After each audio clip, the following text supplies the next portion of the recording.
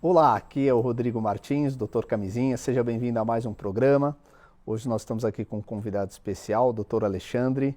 Dr. Alexandre, obrigado pela sua presença. Muito obrigado pelo convite, muito obrigado aos telespectadores. É um prazer enorme estar aqui com vocês. Ótimo. Hoje nós vamos tratar sobre um tema, que é ansiedade, depressão, sexo e religião. Então, para você que está nos acompanhando, você pode seguir as nossas redes sociais, nos enviar e-mail, deixar o comentário. Vou pedir para vocês compartilharem o máximo também no Facebook, tá joia? Bom, doutor Alexandre, hoje, cada dia mais cedo, os adolescentes eles encontram N dificuldades na vida, né?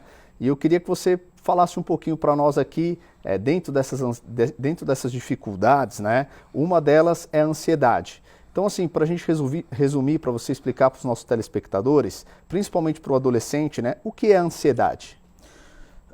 Partindo do princípio estatístico, né, segundo a Organização Mundial da Saúde, o Brasil é o país mais ansioso do mundo, né?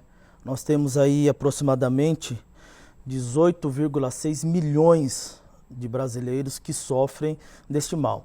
O doutor Augusto Cury, considero como um grande cientista da atualidade, né? Ele fala que a ansiedade hoje é o mal do século XXI. Então, a ansiedade ela tem muitas causas, né? E eu acredito que a ansiedade ela começa já na nossa infância. A pressão social, a pressão familiar, a questão do produzir, a questão do fazer, tudo isso vai gerar essa crise que nós estamos tendo hoje. E geralmente, doutor, assim, se você pudesse classificar, existem tipos de ansiedade de acordo com a fase da pessoa ou um contexto geral? Assim, hoje a gente tem a ansiedade generalizada, a gente tem a ansiedade associada ao medo, né? Porque a ansiedade é aquela coisa do si. Eu digo que a ansiedade é aquela questão da pressão, né? Então, tem uma frase que eu uso, que a ansiedade é o fantasma do amanhã. A gente está sempre preocupado com o futuro. É o excesso de futuro. E se eu não conseguir? E se eu não tiver? Se eu não conseguir produzir? Se eu não conseguir fazer? Então, isso é muito angustiante para o ser humano, né? E para essa galerinha que está vendo, né?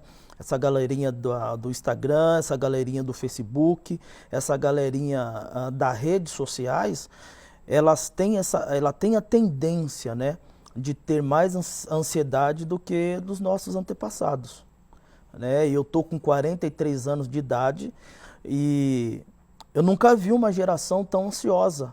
A gente conseguia viver, doutor, com aquilo que nós tínhamos, né? Sim. A gente não gerava tanta expectativa como nós geramos hoje neste século. E hoje, né, doutor, a gente, até essa ansiedade, a gente pode dar como exemplo, às vezes, até as crianças de hoje como ganham brinquedos, né? Então, antigamente a gente ganhava brinquedo no aniversário, no Dia das Crianças e no Natal. E hoje a gente vê os pais também, às vezes pela falta de tempo, né, de estar com o filho, ele quer preencher aquilo com presente. E aí essa criança, ela ganha um presente e ela usa 2 dias e depois aquilo não satisfaz mais ela.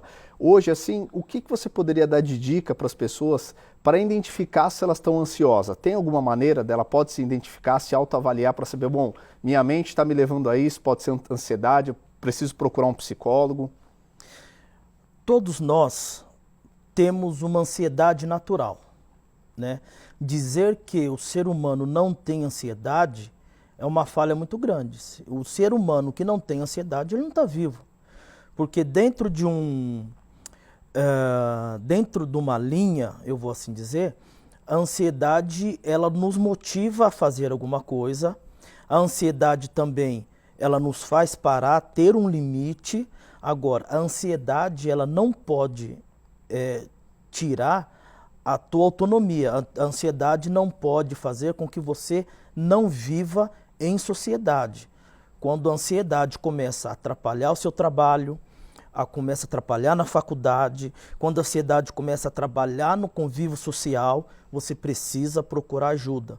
Quando você percebe que você está comendo demais, quando você tem medo de sair na rua, quando você tem medo de andar sozinho, quando você tem medo de subir num elevador, opa, o sinal amarelo está acendendo. Sim. Aí você precisa procurar ajuda, você precisa falar com alguém para que você procure um psiquiatra, procure um psicólogo para identificar o nível de ansiedade que você está.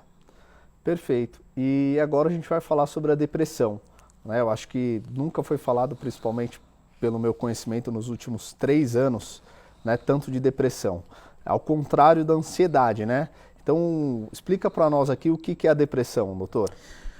O que é depressão, né? Stephen Hawking, que foi o grande cientista, eu acho que do século, né? Stephen Hawking, ele estudou o buraco negro. E ele diz que a depressão, ele passou por um processo de depressão.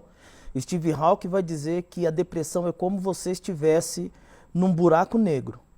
Mas lá no fundo tem uma luzinha. Então, assim, primeiro, gente, depressão não é frescura, tá? Depressão não é coisa de rico, ou depressão não é coisa de pobre. A depressão, ela não respeita ninguém.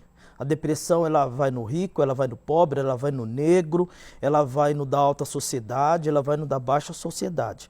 Depressão é um caso sério e depressão leva à morte. Então, a depressão é uma doença psiquiátrica crônica, que é a alteração do humor.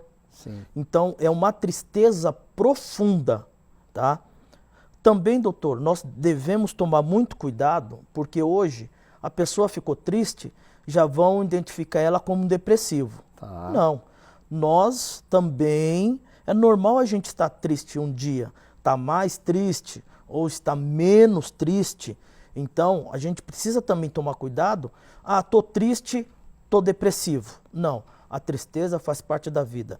Agora, quando a depressão, você percebe que deu 1 mês, que deu 2 meses, a pessoa não reage, né? Algumas literaturas diz 3 semanas, mas eu gosto de trabalhar com um pouco mais. Tá. A pessoa não reagiu, a pessoa não deu um sinal de melhora emotiva, aí precisa procurar uma ajuda médica, precisa procurar uma ajuda para que essa pessoa possa ser identificada se ela está ou não com uma depressão. E hoje, na sua visão, doutor, o que você enxerga hoje, principalmente os adolescentes, né?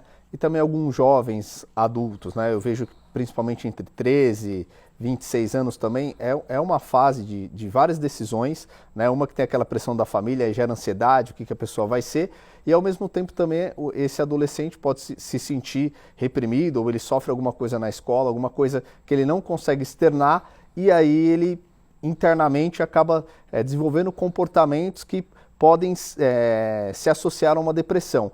Quais são os sinais que você diria para um pai tomar atenção, ou até mesmo um filho olhar para o pai, que isso pode acontecer com qualquer idade, qualquer classe social?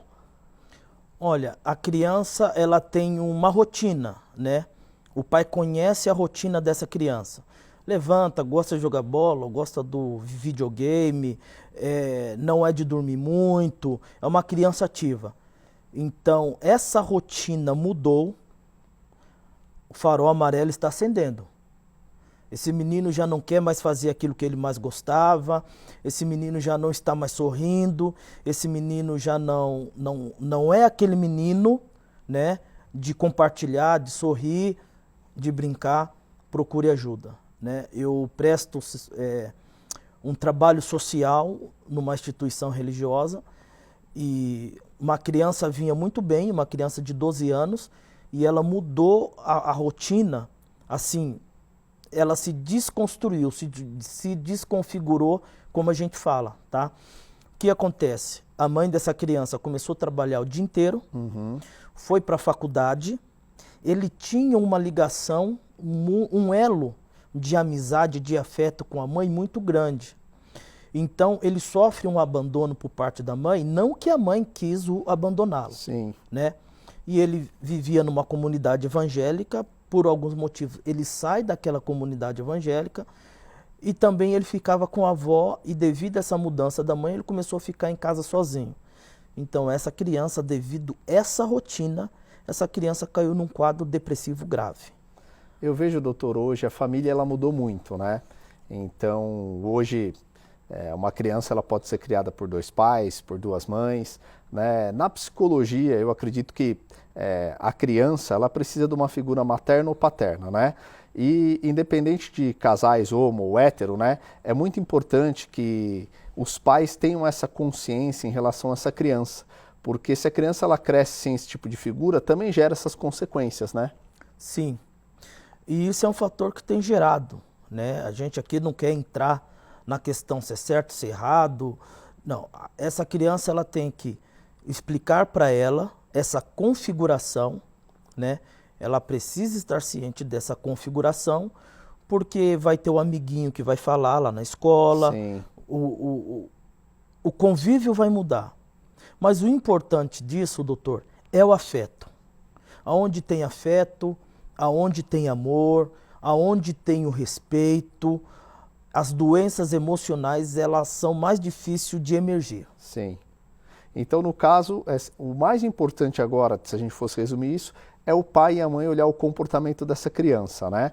E também, principalmente, eu vejo que, como está tendo muita mãe solteira também, essa mãe ela quer viver. Quer viver. E às vezes ela não sabe que ela vai ter que pular uma etapa da vida dela para atender esse ser humano que nasceu, que ela está criando, que é uma criança, um adolescente, porque isso vai gerar consequências nesse adulto, né? Sim, é a responsabilidade, né? E para a galerinha que está nos ouvindo aqui, são as consequências da vida, né? Aquilo que a gente plantar, a gente colhe. Todas as nossas escolhas vai gerar uma consequência. E até escolhas boas que nós fazemos na vida geram uma consequência. E de repente não é a consequência boa que nós esperávamos. Exatamente. Então, o doutor aqui ele foi bem claro em relação tanto à ansiedade quanto à depressão, que são males que está atingindo a nossa sociedade, né? Então nós vamos agora para um rápido break e nós já voltamos.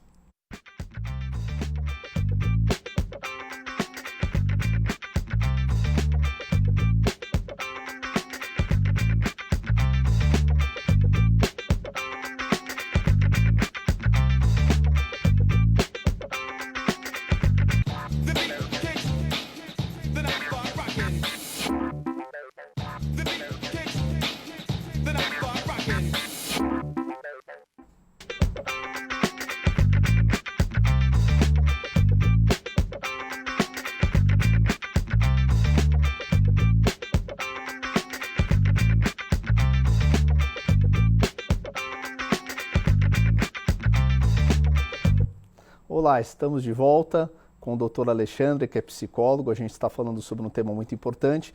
Para você que está chegando agora, eu vou pedir para você compartilhar esse vídeo nas redes sociais. Também vou pedir para você seguir as nossas redes no YouTube, Dr. Camisinha, Instagram.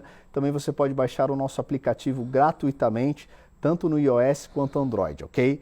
Doutor, agora a gente vai falar de um tema muito polêmico, não é? Que é sexo e religião. E o que eu queria perguntar para você, na sua visão de psicólogo, né? Por que as religiões condenam tanto o sexo? Eu acredito, doutor, né, com todo o respeito à religião, né, eu acredito porque é uma forma de colocar vamos se dizer, né, uma rédea na sociedade para que isso não vire desculpa a expressão, mas a galera que está aí é muito atual, um bacanal. Sim. Né? Mas a gente precisa entender que o sexo é a melhor coisa que Deus pôde criar, né? Para o prazer do homem e da mulher e para a procriação. Agora, nós deixamos de ensinar, né? E falar a verdade para essa galera em relação à sexualidade. Então a igreja, né, não quer sentar, e aqui eu não quero ser radical, mas na sua grande maioria, não quer sentar com o adolescente, não quer sentar com os pais dos adolescentes e falar a verdade em relação à sexualidade. Ainda no século XXI, é um tabu falar para a sociedade sobre sexualidade. E é importante você falar disso, né, doutor Alexandre, que o que acontece, né? O que eu vejo como uma grande lacuna aí, né? As pessoas, o Brasil infelizmente não tem um trabalho focado na educação sexual. Então, tanto o pastor da igreja ou o pai, né, desse adolescente que foi criado na igreja, tanto o avô dele não deu, né, vem de geração. Então, o avô não educou o pai e aí o pai não sabe o que falar para o filho. Então, a igreja ela vem e ela impõe isso para a juventude, né, que sexo é pecado. E aí a minha pergunta fica para você que é psicólogo também, assim, por que nós não focamos em educar em vez de reprimir, né? Porque as infecções sexualmente transmissíveis, é claro, elas surgem da promiscuidade, né? O prazer alheio, né, a prostituição, por isso que surge isso. Então, na sua visão, o que deveria ser feito nesse contexto? Uma capacitação, abrir a mente, parar de ser hipócrita? Eu sou pai. Eu tenho uma filha de 15 anos, né? E eu não posso cobrar dela o que não é ensinado psicopedagogicamente. Sim. Eu só posso cobrar quando alguém erra, se ele foi ensinado psicopedagogicamente. Então a igreja não faz esse trabalho de ensinar psicopedagogicamente. Tem muitos jovens, meninos e meninas, sofrendo traumas grotescos, feridas na alma, porque num momento da vida teve, eu não vou dizer um erro, na sua puberdade, no início da sua puberdade, teve um fato e aquilo ali gerou vamos dizer, um pecado, que a igreja trata do pecado da sexualidade como se fosse um pecado mortal. Sim. E muitas vezes esse trauma nunca mais será recuperado. E é interessante isso, né, doutor, que o que eu vejo, né? Tem muitos jovens, adolescentes que procuram o meu canal para tirar dúvida. E às vezes esses dias eu atendi uma menina que ela tinha 14 anos, mas ela fazia sexo anal desde os 12 anos. E aí eu fui fazer uma pergunta para ela, por que você tem relação sexual anal, que é a via mais perigosa para você pegar um vírus HIV ou outras ST, né? Porque o ânus, ele não é um órgão sexual. Né? Ele é um órgão excretor, ele sai fezes. E aí eu fui tentar entender o porquê que aquela menina estava tendo essa relação via anal. E ela me falou que o pai dela era pastor e que ela teria que casar virgem. E aí eu vejo que tá tudo errado, né? Tá tudo errado.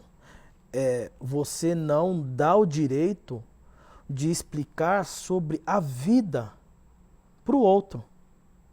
O pecado maior, que eu acredito, é você não falar a verdade. Não falar a verdade, não explicar, é uma expressão de não amar. E você falando isso, doutor, me remete a uma coisa que é clássica hoje, né? A gente vê muitos, nós somos casados, temos nossa vida sexual ativa, temos filhos, e aí um adulto que tem a relação sexual, tem a parceira, ele chega para aquele adolescente e fala, não, você não pode ter relação sexual, você tem que se guardar, isso é só após o casamento. E aí, se a gente for fazer uma pesquisa dentro das igrejas, o que tem de divórcio dentro das igrejas, segundo casamento dentro da igreja, e 90% desses cristãos, que se dizem cristãos, não casaram virgens. Então, eu acho que é uma cruz muito pesada para você colocar num jovem. Né? O que eu acredito? Que a educação pode mudar isso. Eu vou ser um pouco mais duro em dizer que não é uma cruz, é uma hipocrisia.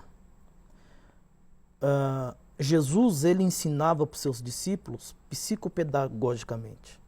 Jesus, ele falava o não e o porquê do não. Sim. Né? Nós não falamos o porquê do não. Essa geração, o não basta mais. Porque depois desse grande boom da internet, a informação chegou. E nós, pais, não nos preparamos para ensinar essa galerinha que está vindo cheia de informação. Sabe por quê, doutor? Porque nós, pais, não buscamos o conhecimento. Sim. Então está difícil argumentar e contra-argumentar com essa galera que está vindo aí. Também um outro fato muito importante aqui que a gente está falando de sexo e religião, né? E eu sempre oriento os jovens a procurarem o parceiro certo.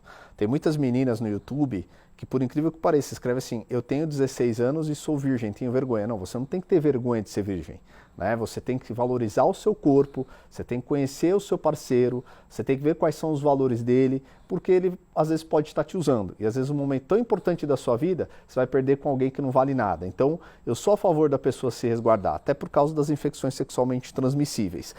Mas o importante é que você não pode se deixar levar pelo prazer carnal, né? Hoje as relações elas são que nem miojo, né? Em 3 minutos fez, tchau e próximo.